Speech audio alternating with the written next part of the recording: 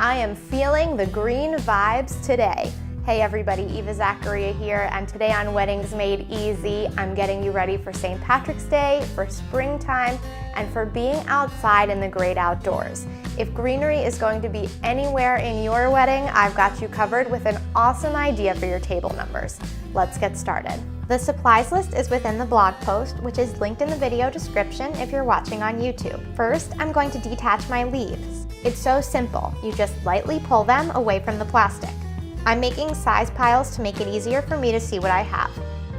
Leaves on artificial florals work the same way. For this DIY, I'll show you how to add greenery to a black 5x7 frame. Always remove the glass and any inserts from your frame before you start working and tuck those away in a safe place. I have my hot glue gun ready to go, and I am simply going to layer the leaves in somewhat of a straight line. Use small lines of glue so that they don't leave any visible bumps, and place the glue where the straight line from the plastic was on the back of your leaf. The cost of artificial greenery can add up, so buy it in bulk online or look out for sales and coupons from your favorite craft store. The same trick goes for your frames. You can buy any color you like or purchase plain wooden frames and paint or stain them first. I got these for $3 each, so search for a good price too, especially if you will have a lot of tables at your wedding.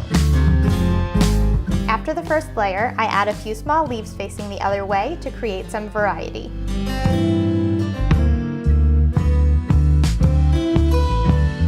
Once the bottom is complete, I start at the top of the left-hand side and work my way down because I want these leaves to fall in the same direction as the ones on the right. When you reach the corner, peel back the first leaf and glue the final leaf underneath it. Add another drop of glue on the last leaf.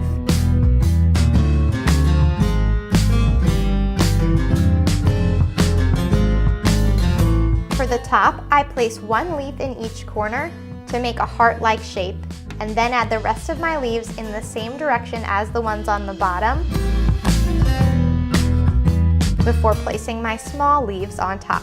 What's great about this DIY is that you can use any kind of leaves that you want in any shade of green that you want. You can even mix and match. You can add artificial flowers to these. You can also paint some of the leaves. A metallic would look nice, or paint the frame first. Use any size frame you'd like, though I have found that 5x7 is a good size for visibility on a wedding table. Once the frame is finished and dry, it's time to add the table number.